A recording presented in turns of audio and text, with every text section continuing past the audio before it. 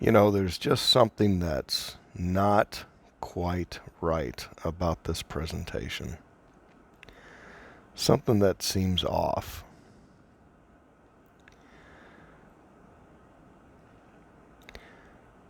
Do you see what seems off? I know y'all think I'm talking about that ear. That does seem off, but it's this hat. Why does this hat continuously get displayed with stripes when the actual hat that it's based on, the Uncle Sam, the image of Uncle Sam, never had the stripes? This is a curiosity about the Mandela effect. I remember in 2016 when my world was like spinning around me with changes that I couldn't deny. This was on the list of somebody presenting a quiz or whatever, saying, think of Uncle Sam, think about his hat. What does it look like to you? Describe it. And I described it kind of like this, the blue band, the stars, the red and white stripes. At the age of 48, I shouldn't have any question about what Uncle Sam looked like, especially, thinking about the poster from the World War II, I Want You poster. We want you to join. This is this is what my memory was. So how many times have I seen that poster in my life and I should have remembered a solid white hat? I remember when I looked up the actual poster and I saw this and I was like, what the heck? Why are there no stripes on this hat? It totally blew my mind. But even though I had like zero memory of ever seeing this picture with a solid white top part of his hat, I didn't have what you would call an anchor memory, like so many other the Mandela effect shifts. I didn't have an anchor, but a lot of people had said this is foreign to them. And if this is the way it's always been, then everybody emulating it, they should have been doing it like this. Everybody, all of the pictures should be like this, but the majority of the pictures are not. Most of the pictures look like this. Most people are doing this way. But like I said, I don't have an anchor. Maybe somewhere along the line, people just started changing up the appearance of the original and started making this the popular one. Who knows? I can't say 100% that I remember this like I remember the original poster or anything having these red and striped bands, but it's another stripe Mandela effect. Just like the barbershop, I had remembered it always being just a red and white barbershop pole thing, and now it's red, white, and blue, and it's kind of mixed because you've got both. Sometimes you see just red and white, and sometimes you see red, white, and blue, and I haven't seen any real official explanation for this, like why the variance. Like reality doesn't sometimes reality doesn't even attempt to offer an explanation why there's these variances. It just lets them be. It lets it be blended. Here's another one. Here's another fellow with a hat that has stripes on it, and it's also blended. Remember back in 2016, everybody talking about how King Tut doesn't have one cobra on his head, but actually got that vulture-looking thing next to the cobra. It looked really odd, like just stuffed in there. But when I go back and look at it now, and I don't know if it was this way back then, but I see many images for King Tut with just the one snake, without the vulture. I don't know why. I noticed this the other day, and I was like, is this some sort of blended reality now? But of course, he's got the little stripes in his hat. And this is the thing that the Mandela effect is. Everybody's saying, where the heck did that vulture come from? I remember just the snake. This snake's kind of colorful. Got a little red and blue and a little black beak on the vulture. This is an AI. So the AI generated. He put this big crazy snake on there. but AI remembers just one snake for King Tut. This is supposedly a King Tut, and there you can tell there was just one. It's broken off now, but it probably was just a snake, just one snake. Here's one, just one cobra-looking thing there. I don't know what those other. Oh, I guess that's a coiled snake. It's a coiled snake. That's why you see these little loops there. It's important to remember that the snake is coiled. Some people say this is a connection to the pineal gland that goes into the brain. He's coiled into the brain. Just one snake there for King Tut. Yeah, that's what that is. It's the coiled snake into the brain. Just one for King Tut. And there you can see the snake and its connection to the eye or the pineal gland. But I point this out to say sometimes as time moves forward with Mandela effects, I've noticed things start to blend.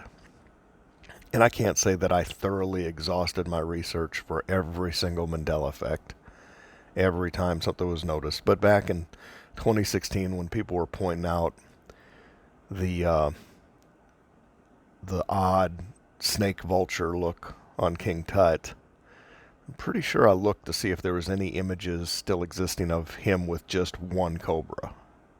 I mean, let's face it, we spent a lot of time looking at every Mandela effect, especially popular ones like this. And if there was a hybrid or an excuse for there to be a memory of one snake, we would have pointed it out. We would have said, sometimes there are images of King Tut with just one snake. We would have said this. Because we spent quite a bit of time talking about this and doing our proper due diligence, our research. So it makes me wonder if now, all of a sudden, we have a blended reality. And that's what I've seen happen so many times with the Mandela effect, is things that weren't there before suddenly start popping up into our reality stream. The Thinker, we've got a good blended reality with the Thinker, where you have that George Bernard Shaw. He does the pose both ways. Makes no sense. Oh, I just took it. Here's an oddity that I just took a snapshot of. I don't know if the AI is producing these images, but in my YouTube suggestions, this one popped up, and I noticed like right underneath it, you have this person who looks very similar in appearance to that other girl, and she's doing the same expression on her face. The videos have nothing to do with each other. This one below is like Australian News Network making fun of Harris, and the one above, and this is another thing that's funny, because I do so many weird searches on YouTube and Google. Your recommendations will get weird too. Remember, I did a video about postmortem not long ago, so I'm getting recommendations for some show that's called Postmortem or something. So I'm like, I have no idea what YouTube or Google's ever gonna suggest to me because of these searches that I do, like King Tut. It's probably gonna give me a bunch of stuff about Egypt. But I just thought it was synchronistic in a way that this face popped up, and I just lost it. This face popped up, and with the same expression and very similar looking appearance. I have no idea what it means. Not at all. I don't know why. I didn't even know that AI could why? Why does it even grab like images that are that close to one another and recommend them side by side? The subject lines are completely different. It's just weird. Now with the King Tut, like I've said, I don't have an anchor memory. And what I mean by that is I don't have like a moment where I'm clearly discussing this headdress and saying something to guarantee that it never had the vulture and the vulture just appeared. I don't have that. And I don't have that really with Uncle Sam either. But I do have that with many other Mandela effects. And that brings back this memory here. With this image here, I have a strong memory of this thing being slanted all the way through. And of course this one is showing also the Chevy relate. So I don't have the spelling memory so much. That one's pretty popular as well, but I have an anchor memory to this thing being slanted all the way through. I have a conversation link and a moment where I'm watching the Transformers movie with my son. And this thing I was saying, this is a good logo. It's a logo that represents speed.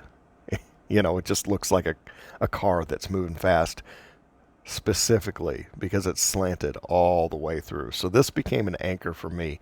When I saw that change to squared up in the middle, I really did my research on this one. And at the time, the research was that this company here, a razor, they made like razors, a metal company, Colette's, that this was the inspiration for this. And I was like, well, that would make sense for that to be the inspiration because it slanted all the way through. And there's some version of reality where this thing was slanted all the way through. I know I was there. I saw many logos that were slanted all the way through. I know what I saw. I have anchor memories connected to that slanted all the way through. And yet in this version of the world, we've never apparently had this. This did not exist. So I did videos on this way back in the beginning, and I did my own little Photoshop version of trying to make the slants to show what I'm talking about. And do not confuse this with the Corvette. The Corvette shows a flag flapping in the wind, so the image is distorted because of the wind and the distortion of the flag. That's artistically meant to be. The Corvette is not an example of the slanted version that I am speaking of here. So there were lots of videos about this. And then this fella even made a remark back in 2016 too. He said he learned about it over Halloween on Reddit. Famous Chevy bow tie logo changed today for him. So for him it changed on November 2nd, 2016. This has always been slanted all the way through and all throughout. Never had vertical lines. The box in the center was always slanted at an angle to the right, just as the outer sides of the logo are. Exactly. That's exactly what it was. So he noticed on that day, November 2nd, that's when it changed. And according to history, the logo has never been slanted at the center, always vertical. He says it may sound like a clumsy description, but it's the best he can do. He brand new. This person, Alan, didn't know how to upload videos or talk about it. He was just saying, I'm just putting it here to document the change and share my experience with others. That's exactly why I started my channel, which came out in December, was guys like this saying, I need to document the change. I needed to document the change too. I needed to upload the things that I was experiencing. I needed to say, look, this thing wasn't squared up in the center. I knew all Chevys to be slanted all the way through. And then when I would present like this residual evidence being shown from other like TV shows or whatnot, the explanation is always that, they just got it wrong. They're knockoffs, or there's always this lame explanation. Like, how does Jacob Brothers Racing? These guys are into cars. They're into Chevys. Why would they go through the trouble of making this thing and not having it correct? That it makes no sense that Jacob Brothers would even make this. I'd love to. Well, they're pretty old. I don't know if any Jacob Brothers are still around, but why? What's the explanation for going through all this trouble just to make it incorrectly? When you're in racing, you're going to know the logo. You're not going to get that wrong. I know what the logo was. I remember it very clearly. So this is an anchor. But I would be lying to say that I have the same anchor about Uncle Sam or King Tut. I mean, the reason I give those credibility is because I've seen reality change. I know that it can change. And the presentation that we have before us is just so crazy. And I kind of tied this in with recent events just to show, nobody is bothering trying to change their presentation of this hat, even though everyone should know by now that the Uncle Sam hat doesn't have stripes. We still have people presenting it constantly, the majority of the time, with the stripes, even recently. And yes, I think this presentation that world leaders and politicians give us, I think that's just as fake or as questionable as why we hold on to images of the hats that never existed or weren't supposed to go this way.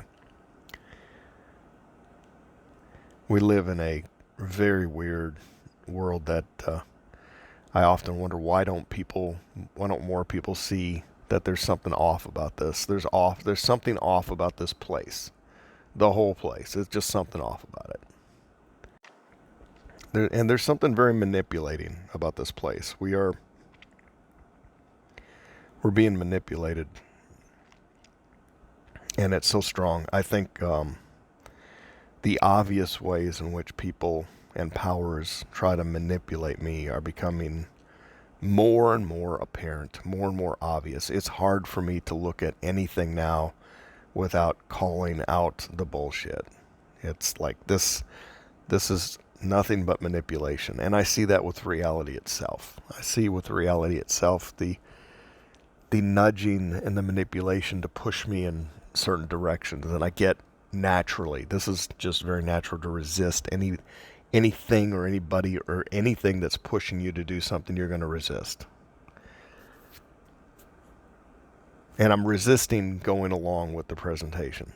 The presentation that reality is fixed, stable, consistent. I resist the message that this has always been. Now there is a question about whether or not I have any power to change it, if I have any power to control it in any way. And while I can't prove that necessarily, I've decided there's no point in adopting a negative viewpoint. There's no point in becoming a pessimist just for the sake of being a pessimist. If I can choose either one equally and I don't have evidence necessarily to sway one way or another, I might as well just take a positive, optimistic attitude towards it. So with that, I can decide that whatever reality is doing here, it's okay. It's going to work out just fine, and whatever is happening is for my best benefit. It's just a choice. It's a choice to believe that. And the same thing with dealing with other people, like at my work. This week particularly, I guess the theme this week has been about manipulation and power. Because I work with a lot of individuals in this corporate America job that just, for whatever reason, they just bring in a very negative vibe, a very dark energy. And there's a couple in particularly, they just love to manipulate others. They love to dominate. They love to criticize and put down and lord their power over other people. And they're just dark entities. There's an evil about that. How they everywhere they go, it's just ugh. And I try not to dwell on that, and I try to stay out of their field of influence, like just not even be around it. Because I can't change what they're doing, but I don't need to mix with their world. I don't want to mix with this world. But I did have this one fella come in, and he was all hyper pissed off because something occurred at work, and he felt like it should have been reported to him. He should have gotten a phone call, whatever. And it wasn't that big of a deal, and he was blowing this up for no reason like he usually does. And he does this just to throw his weight around, to intimidate, and to put down others. That's all it is. I can see right through what he's doing. It's a total game. It's total BS. So the very next day, something else occurred, which was different but similar in, say, importance. And I included him on the email chain and let him know, just be aware that this thing is going on. And he got all pissed off again.